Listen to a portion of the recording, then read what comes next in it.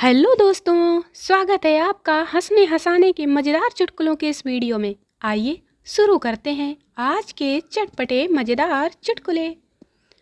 एक बार पप्पू, गोलू और राजू इस बारे में चर्चा कर रहे होते हैं कि किस देश के आदमी कैसे होते हैं।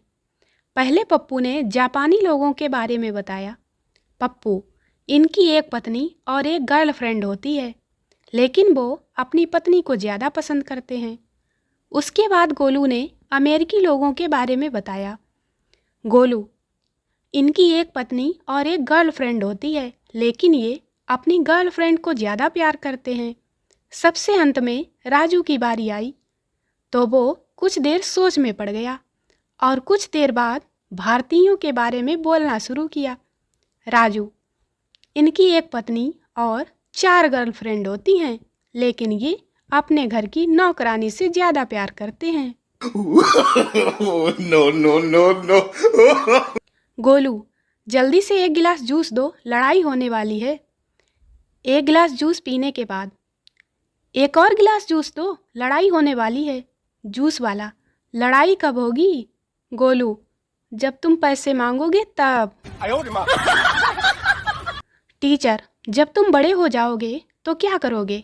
स्टूडेंट, फेसबुकिंग। टीचर, मेरा कहने का मतलब है कि तुम क्या बनोगे?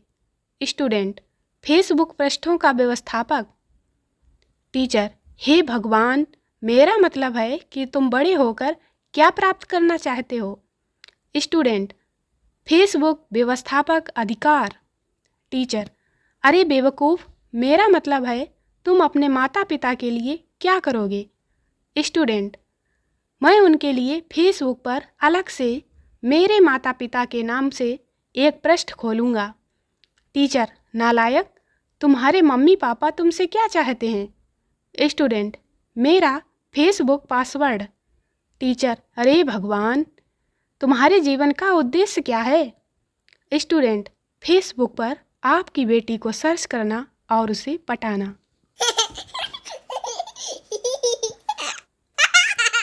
साइकिल चलाकर पैर दुखे तो बाइक ले आए, और बाइक चलाकर पीठ दुखी तो कार ले आए। कार चलाकर पेट निकला तो जिम ज्वाइन किया, और जिम में फिर साइकिल। इसे कहते हैं रिसाइक्लिंग।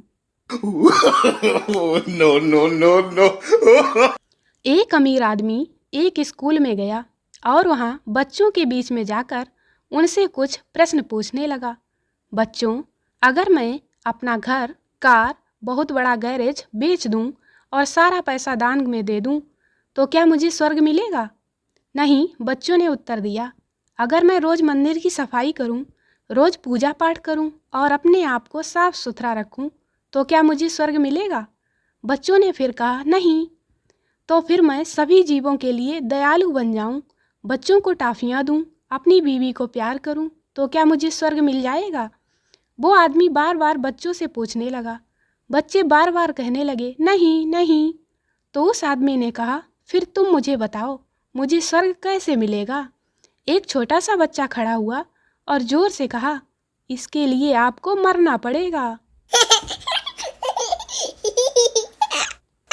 जब टीवी नहीं था तो लोग मनोरंजन के लिए मुर्गों या कुत्तों को लड़वाते थे, लेकिन अब टीवी में मनोरंजन के लिए नेताओं को बुलाकर लड़वाते हैं।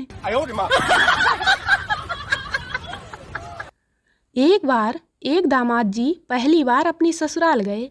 सारे दिन बोर हो गए तो गांव वालों से पूछा, यहाँ कोई एंजॉय करने वाली चीज़ है क्या? गांव वाले बोले, नहीं भाई, एक ही थी, वो भी तुम ले गए। हमारे देश में अरबी बोली नहीं जाती बल्कि खाई जाती है। चीनी भी बोली नहीं जाती, सिर्फ खाई जाती है। इसी तरह अंग्रेजी भी बोली नहीं जाती, सिर्फ पी जाती है। हिंदी बहुत ही शक्तिशाली भाषा है, क्योंकि जैसे ही कोई कहता है हिंदी में समझाऊं क्या, तुरंत सारे समझ जाते हैं। शहर में लोग 7 लाख की गाड़ी के साथ सेल्फी लेकर इतराते हैं, और गांव में लोग 10 लाख का ट्रैक्टर रखते हैं जानवरों के लिए चारा लाने के लिए। कितनी अजीब बात है। No, no, no, no. CA, तमीज से बात करो, हम सीए हैं। दर्जी, अच्छा ऐसा है, तो हम तो बहुत सीए हैं, बचपन से आज तक हम तो सीए ही सीए हैं। एक लड़का एक नाई की दुकान में गया और नाई ने अपने ग्राहक से फुसफुसाते हुए कहा, ये दुनिया का सबसे मूर्ख बच्चा है, तुम देखो मैं अभी कैसे साबित करता हूँ। नाई ने अपने एक हाथ में 10 रुपए का नोट रखा और दूसरे में 2 रुपए का सिक्का। तब उस लड़के को अपने पास बुलाया और कहा, बेटा तुम्हें कौन सा चाहिए। बच्चे ने 2 रुपए का सिक्का उठाया और बाहर चला गया। नाई ने कहा, मैंने तुमसे क्या कहा था, ये लड़का कुछ भी नहीं जानता। बाद में जब वो ग्राहक बाल कटवा कर बाहर निकला तो उसे वही बच्चा दिखा जो आइसक्रीम की दुकान के पास खड़ा आइसक्रीम खा रहा था। अरे बेटा, क्या मैं तुमसे एक बात पूछूं? तुमने 10 रुपए लेने के बजाय 2 रुपए का सिक्का क्यों लिया? बच्चे ने अपनी आइसक्रीम चाटते हुए जवाब दिया, अंकल जिस दिन मैंने 10 रुपए का नोट ले लिया उस दिन खेल खत्म। पुराने लोग सही कहते थे, नौकरी करो तो सरकारी, नहीं तो बेचो तरकारी। वैसे आजकल इन्हीं दोनों की चल रही है, बाकी सबका तो मामला ठप पड़ा हुआ है। एक सामाजिक अध्ययन का अध्यापक कक्षा में युद्ध और शांति विषय पर पढ़ा रहा था। जब चैप्टर समाप्त हुआ तो अध्यापक ने बच्चों से पूछा, तो तुम में से कितने लोग हैं जो युद्ध का विरोध करते हैं? सभी ने बिना किसी झिझक के हाथ उठा दिए। अध्यापक ने फिर पूछा, आप में से कोई मुझे कारण देकर बता सकता है कि आप युद्ध का विरोध क्यों करते हैं? कक्षा में सबसे पीछे बैठे हुए बच्चों ने सुस्ताते हुए अपने हाथ ऊपर उठाए और उनमें से पप्पू खड़ा हो गया। पप्पू ने कहा, सर मैं बताता हूँ, मैं युद्ध पसंद नहीं करता क्योंकि युद्ध से इतिहास बनते हैं और मुझे इतिहास विषय बिल्कुल पसंद नहीं।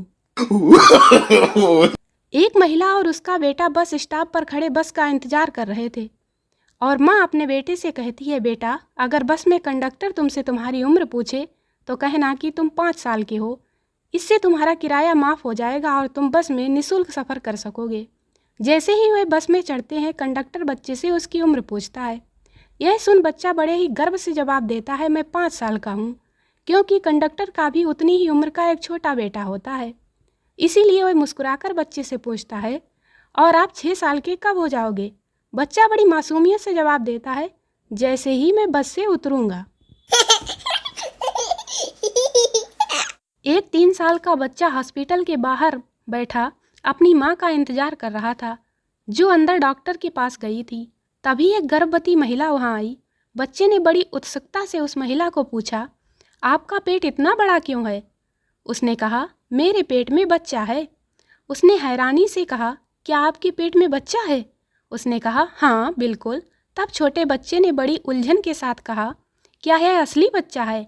उसने कहा, हाँ बिल्कुल, ये असली बच्चा है। फिर उसने हैरानी और चौंकते हुए उसकी तरफ देखते हुए कहा, फिर तुमने इसे क्यों खाया? एक छोटी सी लड़की ने अपनी माँ से पूछा, माँ मानव जाति कब और कहाँ से आई? माँ ने जवाब दिया, भगवान ने एडम और ईव को बनाया, उनके बच्चों से सारी मानव जाति विकसित हुई। 2 दिन बाद लड़की ने वही प्रश्न अपने पापा से पूछा।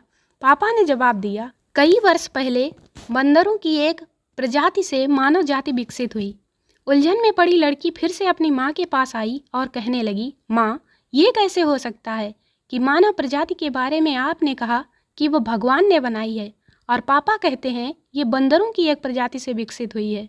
माँ ने उत्तर दिया, बेटा बड़ी सीधी सी बात है, मैंने तुम्हें अपने परिवार की प्रजाति बताई और तुम्हारे पापा ने अपने परिवार की।